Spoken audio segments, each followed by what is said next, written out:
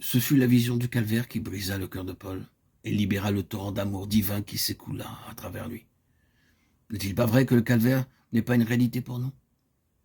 Nous chantons à propos de la croix, nous parlons de la croix. Oui, nous chantons les cantiques les plus solennels sur la croix. Et nous ne sommes pas du tout émus, pas une larme.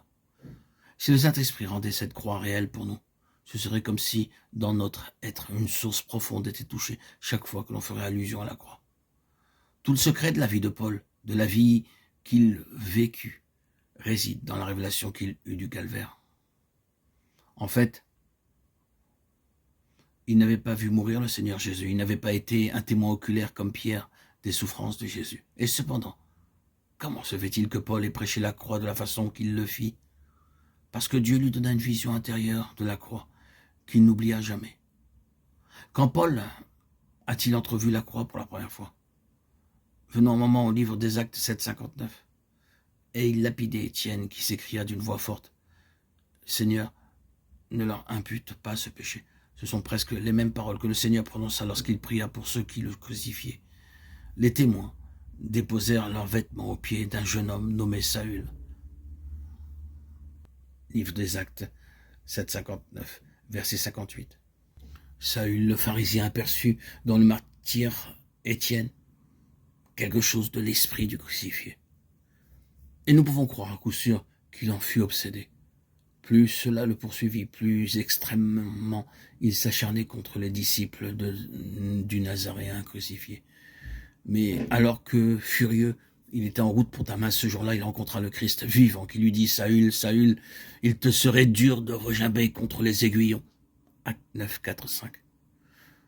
Ce qu'il avait vu de l'esprit de Jésus dans le martyr Étienne était allé droit dans son cœur et se saisit de lui jusqu'à ce qu'il rencontrât le vivant, le Christ ressuscité. C'est ce qui changea Paul et a aussi changé quelques vies parmi nous. Dois-je appeler cela une vision? Je n'ai même pas employé le mot vision parce qu'il peut suggérer quelque chose d'extérieur.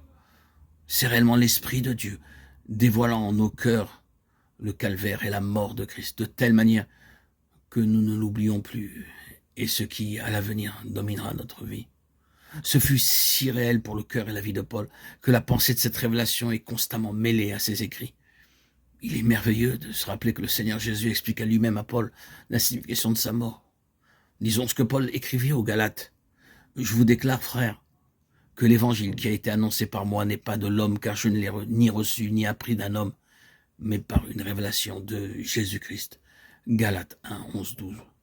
Paul dit clairement qu'il reçut ce message directement du Seigneur Jésus. Pensez au Seigneur glorifié avec les marques de sa passion sur ses mains, donnant lui-même à Paul l'explication de sa croix. Je l'ai reçu par une révélation de Jésus-Christ.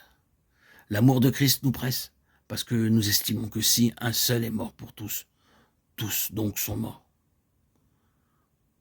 Il est écrit très nettement que tous ceux pour qui il mourut, moururent avec lui. Ceci est la base de la vie de Dieu en nous. À moins d'avoir ce fondement clair et vrai, ce n'est que superficiellement que nous bâtirons.